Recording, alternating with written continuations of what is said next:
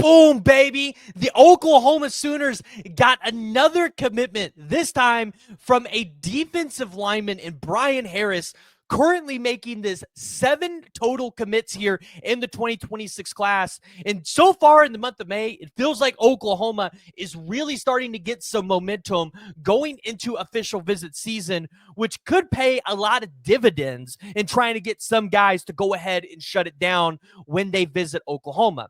So, of course, today we got to talk about the commitment of Brian Harris, what this means for Oklahoma, and what he could potentially bring here. So, before we do that, as always, I want to hear from y'all. So join the discussion. Jump in the comments below. I want to hear from you guys. Who do you think the next commit here at Oklahoma is going to be? And also, what do you think of Brian Harris as a commit to Oklahoma?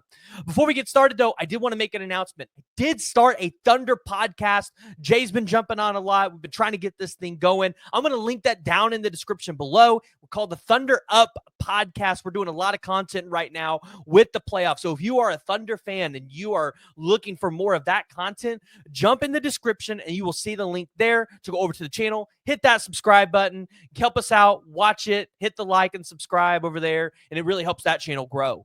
But let's go ahead and let's talk about Brian Harris. So Brian Harris is a 3 or a 4-star defensive lineman, depending on what recruiting service you follow. But Brian Harris is actually a very intriguing prospect here. Originally committed to Maryland, then decommitted on February 17th. Took a lot of visits, whether it was to Michigan, Miami, Tulane, Nebraska, Alabama, South Carolina, Penn State. And a lot of people really felt this was a Penn State or a South Carolina battle early in his recruitment. But Brian Harris, over the development of getting the offer from Oklahoma, started to really develop a good relationship with Todd Bates here.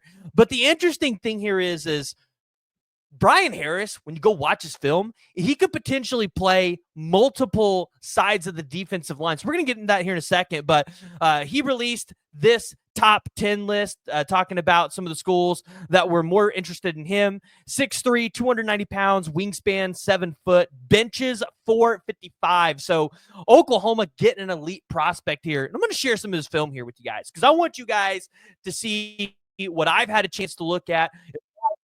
Really excited for a guy like this to potentially end up. Looking at Brian Harris, looking at what he's done in high school, had to go up against some elite competition, as you just saw in that first clip, going up against IMG Academy, which has some of the best offensive line talent in the country. 24 solo tackles, 29 total tackles. He had 10.5 tackles for loss, 4.5 sacks, 2 QB hurries, and that was all just last year as a junior. So you would imagine going into his senior year, probably going to get a lot more run on that defensive line. He's probably going to continue to climb up through the rankings. And this was a phenomenal evaluation, in my opinion, and one that I think is really going to pay dividends for Oklahoma here. But, Oklahoma really took care of business here, got him on campus twice. So, you didn't necessarily get him on campus a ton, but he announced this commitment date of May 23rd and said that he wasn't going to really be taking any visits after that. And so you looked at it and kind of said, okay, this is probably going to go in Oklahoma's favor. But, one of the things that you really look at when you see Brian Harris is you got to look at some of his numbers, some of his intangibles, obviously being 6'3", 290. This is a big dude, likely to play on the interior more than defensive end, but he has the talent if you need to flip him out to that spot if you need to, like maybe it's like a 4 technique or something. But 4.98 on the 40-yard dash, 4.41 shuttle, 25 vertical. You saw it in his bench, 445. He benched 185 pounds 46 times, 48 pounds on the squat, 500 deadlift. He cleaned 320. I mean, when you look at him as a prospect for Oklahoma, and a phenomenal evaluation, and someone that probably is going to make an impact pretty quickly. Probably a guy that can see the field if he gets to Oklahoma as an early enrollee and just can get into that college system. So really like what Oklahoma got here in Brian Harris. Now, the question is at this moment in time, right? What's Oklahoma going to do at the defensive line position outside of Brian Harris? Because I know a lot of people, dependent on the recruiting service you listen to, kind of heard a lot about a guy like I'm blanking on his name. The guy out there at Georgia. You guys know who I'm talking about. Totally blanking at the moment. Deuce Gerald's. I never really thought Deuce Gerald's would end up at Oklahoma. You got Ohio State out there. Obviously, Georgia's not really in the mix. It's obviously never out of the question for Oklahoma to be able to go out there and land a prospect like Deuce Gerald's. I just never thought that was going to be a primary target for Oklahoma, especially when you are in such good position for a guy like Valadin Sone.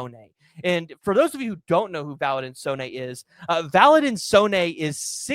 6'3", 316 pounds out of Dykes, Virginia.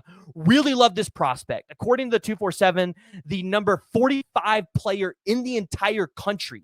So Valadin Sone is one guy that I would 100% be interested in, and one guy that I think Oklahoma could land. Like if you ask me tomorrow, where does Valadin Sone pick? I would say Oklahoma probably is the leader in the clubhouse. Todd Bates has done a phenomenal job in that recruitment. And for an Oklahoma fan, like Valadin Sone is the type of guy that you compare to a Jaden Jackson or somebody like that. Like he could come in and have that kind of impact. So we'll have to really watch that recruitment in detail and kind of see, hey, how does this official visit go? And, can Oklahoma get this deal closed after his official visit? A lot of people have asked me about Danny Bill in the comments or in Jay's Discord. Guys, listen, I'm not a big fan on Danny Bill. Like, I think Oklahoma could be potentially interested if they lose out on some other targets, but with Danny Bill, you really look at Ole Miss and Mississippi State. Those are two of the schools that he's really visited the most. And then obviously being an in-state guy with Arkansas, you would imagine Arkansas late could make a push for him as well and try to keep his services in the state. So Danny Bill has not been on my high list for Oklahoma. And quite honestly, I just haven't really heard a whole lot with Oklahoma and him.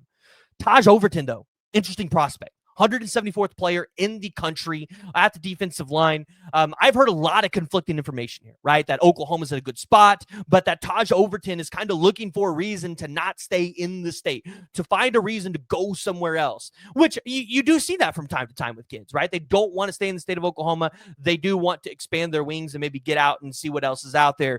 But for Taj Overton in Oklahoma, like I think this is a priority to keep him here. Really, I think cement your roots in Tulsa, and try to keep some of that really elite talent there. Now, I've also heard people tell me that, hey, like Oklahoma's maybe not as high on Taj Overton as we think. So this is another one of those really interesting recruitments as an Oklahoma fan. Like we got to watch, because obviously just because you're in the state of Oklahoma and you're a high-rated kid according to the recruiting rankings, that doesn't mean Oklahoma is going to take you. We've seen that with some other examples with the guys currently in the state, like a Caden Jones or a Mason James or any of those guys. So just keep that in mind. But I would expect if you can get Valadin Sone and Taj Overton with Brian Harris, this is a phenomenal defensive line class. And then you really just turn to the portal and you look for maybe one or two like really tenured guys to bring in while these guys are coming in as true freshmen, so that, you can kind of replace some of the experience that you were losing and then be able to build through the recruiting class, but, bring a couple experienced guys in to kind of either rotate or start for you. That's kind of the position that I think Oklahoma could take. If they don't land one of those two, I could 100% see Oklahoma pivot to a guy like Joseph Terry, and maybe they do take 4 if Joseph Terry wants to jump on board. Joseph Terry was a guy that has visited Oklahoma during the camps. I would imagine he would probably look at coming back this year if he's invited. And Joseph Terry out of Santa Margarita, California, is a prospect that, hey, if he ended up here, I don't think if you're an Oklahoma fan, you're really complaining too much.